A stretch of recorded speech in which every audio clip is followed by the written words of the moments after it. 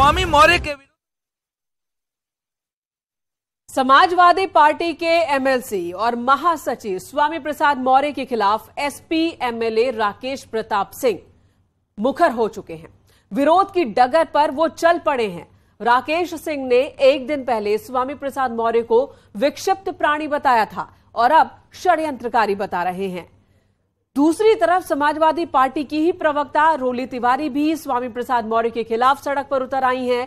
हालांकि घर में घिरे अखिलेश यादव का इस विवाद पर अब तक कोई बयान सामने नहीं आया, लेकिन अब भी वो स्वामी मौर्य के लिए ढाल बनकर खड़े हैं, जिससे विवाद और गहराता जा रहा है, गर्माता जा रहा है। आपको दिखाते हैं ये रिपोर्ट।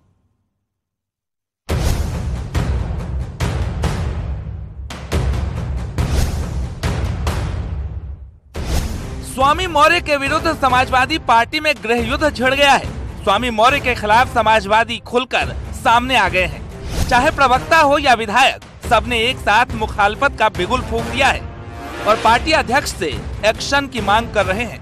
पहले पार्टी प्रवक्ता रोली तिवारी तो अब पार्टी के विधायक राकेश प्रताप सिंह ने रामचरितमानस का अपमान करने पर स्वामी मौर्य को आईना दिखाया और असली नकली समाजवादी का पाठ पढ़ा दिया। एक तो गौरीगंज की जनता का भी अपमान कर रहे हैं जिन्होंने जिता के भेजा है। दूसरा, मैं केवल इतना कहना चाहूँगा कि जो मैंने मंच पे कहा है उनके विचलित प्राणी, वो इससे प्रमाणित हो रहा है कि वो एक अपने दल के ही 3 बार के विधायक को ऐरा गैरा नत्थू खैरा कहते हैं। तो एक तो मैं ये कहूँगा कि मैं उनसे पुराना समाजवादी हूँ, उनको समाजवादी पहले बनना चाहिए, समाजवाद को समझना चाहिए और मैं लोहिया को मानने वाले लोग हैं। और समाजवादी पार्टी जोड़ों की राजनीति करती है, तोड़ों की राजनीति नहीं करती है, तोड़ने की राजनीति नहीं करती है। मानस विवाद के जरिए जाति की राजनीति को हवा देने वाले स्वामी मौर्य अब अपने नेताओं के निशाने पर हैं, लेकिन अखिलेश यादव अब भी स्वामी मौर्य के सामने ढाल बनकर खड़े हैं। बावजूद इसके विधायक राकेश प्रताप सिंह ने पहले स्वामी मौर्य को विक्षिप्त प्राणी बताया और अब षड्यंत्रकारी। और ये केवल जाति धर्म में लोगों को बांटना चाहते हैं और अपनी पहचान बनाना चाहते हैं। तो मैं केवल एक दोहा कहूंगा कबीरदास जी का कि मूर्ख को समझाओते जान गौ ठिका जाए, कोयला होए ना उजला, 100 मन साबुन खाए लाए। तो ये दोहा बिल्कुल उन पे फटीक बजता है और ये घाट घाट का पानी पी के आए हैं। पहले इनको समाजवादियों की नीत रीत प्रीत से पूरी तरह से परिचित हो जाना चाहिए, फिर समाजवादियों के किसी बयान पे उंगली उठाना चाहिए। और मैं केवल इतना कहूँगा कि इनको ये चौपाइयाँ तब क्यों नहीं याद आई जब ये बसपा और भाजपा गठबंधन में 2003 से मंत्री थे। लोग डॉक्टर कब से बन गए, मेडिकल सर्टिफिकेट देने लगे। आप ही अफजल गगरी छलकत जाए, जिनको कोई आता जाता नहीं है, वो अपनी बात को जब प्रॉपर उचित उत्तर नहीं रहता है तो पागल ही कहेंगे, इसके सिवा कुछ नहीं कहेंगे। अब वो पार्टी मुखिया लेवल पे शिकायत करेंगे आप ऐसे लोगों की? हम अरे गहरे खड़े नुक्ते की शिकायत करते नहीं। हिंदू एकता के खिलाफ समाजवादी पार्टी के नेता अलग अलग मोर्चे पर हैं और बेबाक अंदाज में जुबानी हमला कर रहे हैं, लेकिन स्वामी मौर्य अपने विवादित बयान से टस से मस नहीं हो रहे और जब उन पर पार्टी के विधायक ने ही हमला बोला तो उन्हें भी जुबान टेढ़ी कर पागल बता दिया। अगर कोई इसको रामचरितमानस से जोड़ के देखता है, कोई धर्म से जोड़ के देखता है, कोई आराध्य से जोड़ के देखता है, तो ये उसकी सोच की बलियारी है। वो मुद्दे को घुमाना चाहती है। वो आदिवासियों, दलितों, पिछड़ों और महिलाओं को अपमानित करने में ही अपना गर्व समझती है। इनके सम्मान दिलाने के पक्ष में नहीं है। तो मैं तो इनको सम्मान दिलाने की बात करता रहूंगा। अगर किसी का सर दर्द होता हो तो वो होता रहे। खैर, स्वामी मौर्य के समर्थन में जिस विवाद को पार्टी के अध्यक्ष खुद कभी खत्म नहीं होने वाला विवाद बता रहे हैं, ऐसे में अब विधायक और प्रवक्ता लामबंद हो गए हैं और यही वजह है कि स्वामी मौर्य के विरोध में अब रोली तिवारी रामचरितमानस सम्मान यात्रा कर रही हैं और स्वामी मौर्य के साथ ही अखिलेश यादव को भी संदेश दे रही हैं। उधर मानस के सम्मान में स्वामी मौर्य बीजेपी नेता के भी निशाने पर हैं। स्वामी जी जो हैं, मुझे लगता है उनकी अपर स्टोरी या तो टू लेट हो चुकी है और या फिर जो है वो उसमें लॉक लग गया है और उनको चाहिए कि साधु संतों के पास जाएं, श्री रामचरितमानस का अध्ययन करें, उसका ज्ञान लें, उसके बारे में समझें, उसकी बारीकियों को समझें। आज पूरी दुनिया जिस श्री रामचरितमानस के समझ करके और आगे बढ़ रही है, उस पे आप उसको आप कोस रहे हो। तो इसलिए आप अपने जो ऊपर की स्टोरी है उसमें जो लॉक लगा है वो ठीक करिए, तो हो सकता है कि कुछ अच्छे अच्छे विचार आपके आ सकें, समझ सकें आप। दलित, शूद्र, ब्राह्मण और अहीर पर जुबानी तीर के बाद भी अखिलेश यादव स्वामी मौर्य की तरफदारी कर रहे हैं, लेकिन शायद वो भूल गए कि अब पार्टी के अंदर ही मानस कांड पर महाभारत शुरू हो गया है, जो 2024 से पहले पार्टी के स्वास्थ्य के लिए ठीक नहीं। और जाति की राजनीति के चक्कर में जिस तरह से अखिलेश यादव चुप्पी साधे बैठे हैं, उसे तोड़ने के लिए खुद पार्टी के नेता और प्रवक्ता सड़क पर संग्राम के मूड में हैं। इसलिए अखिलेश यादव इस विवाद को खत्म करने के लिए कुछ करें या ना करें, लेकिन पार्टी में भी हुई है वही जो राम रचि राखा। Bureau report, news 18।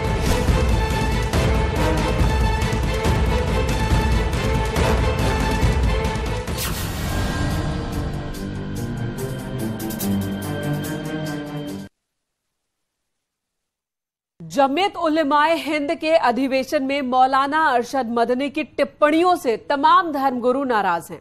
मौलाना मदनी ने अल्लाह और ओम को एक बताया, जिसके बाद तमाम धर्मगुरुओं ने कार्यक्रम का बहिष्कार कर दिया और अब इस मसले पर सियासी बयानबाजी भी शुरू हो चुकी है।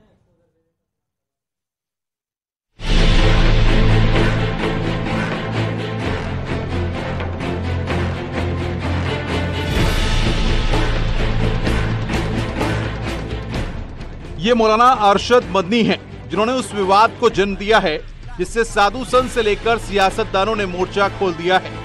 अरशद मदनी ने उस मंच से अल्लाह ओम को एक बताया, जिस पर एकजुटता का मंत्र दिया जा रहा था, लेकिन मदनी के भाषण ने उस पर पानी फेर दिया। 1400 साल से इस मुल्क के अंदर रह रहे हैं, हमें कभी छेड़ा नहीं गया, हमारे मजहब को नहीं। तुमने छेड़ा है तो हम तुम्हें तुम्हारे आबा वजदाद की तारीख बताते हैं। तुम्हारे आबा वजदाद हिंदू नहीं थे। तुम्हारा सबसे पहला दादा, परदादा, लकड़ दादा, सकड़ दादा वो मनु था। मनु एक अल्लाह की, एक ओम की इबादत करने वाला था। मेरे भाई, मैंने ये बात इसलिए कही है कि तुम अपने इस मुल्क के ऊपर फख्र करो। जिस तरह आखिरी नबी अरब में पैदा किया, हर मुसलमान को समझना चाहिए कि सबसे पहला नबी अल्लाह ने, ओम ने इस दुनिया के अंदर, इसी भारत की धरती के अंदर पैदा किया है। सारी नस्लें यहीं से चली हैं। अपने इस मुल्क से मोहब्बत रखो। सर्वधर्म के संत कोई इससे सहमत नहीं है। हम केवल सहमत हैं आपस में मिलजुल के रहे, प्यार से रहे, मोहब्बत से रहे।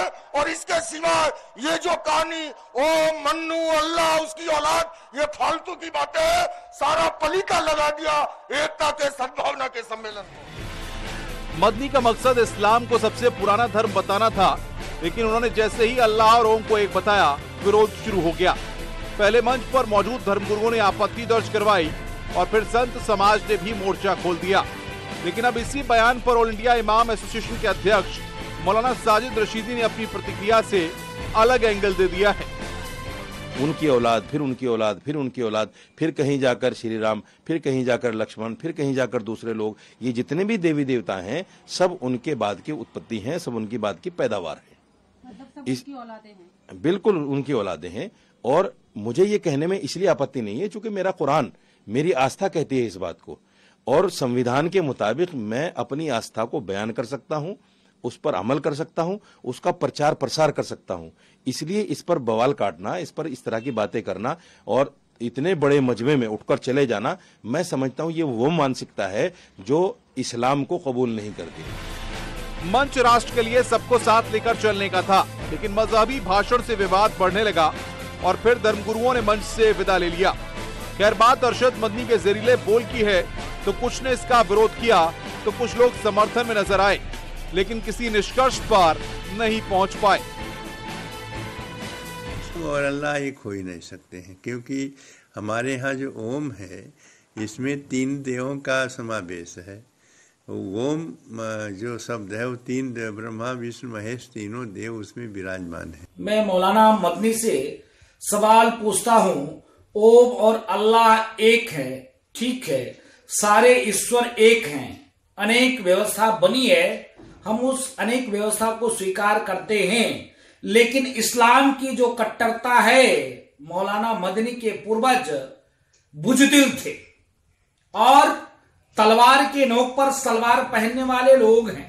अरे जो 1400 साल तुम लोग हुए हो, हम लोग आदिकाल से सनातन धर्म चला आ रहा है, उसके बाद में तुम ये कहते हो कि जो है हम लोग किसके हैं, हम लोग मनु के हैं। अगर तुम ये सब जानते हो, बोलते हो, तो काटना पीटना सब बंद किया जाए। अगर तुम लोग ये जानते हो तो प्रेम की बातें करो ना। मौलाना अरशद मदनी के बयान का एसपी सांसद शफीकुर रहमान बर्क ने भी विरोध किया और कहा ओम और अल्लाह दोनों अलग अलग हैं। अरशद मदनी का बयान ठीक नहीं है। इस बयान से आपसी विवाद पैदा होगा। मुस्लिम अल्लाह को मानते हैं और हिंदू ओम को। अरशद मदनी के बयान के जो भी मायने हो, लेकिन ये जरूर साफ है कि उन्होंने जो बयान दिया उससे एक बार फिर धर्म की दीवार खड़ी हो गई है और एक बार फिर धर्म के नाम पर राजनीति शुरू हो गई है। इसका रास्ता 2024 तक जरूर जाने वाला है। Bureau report, news 18।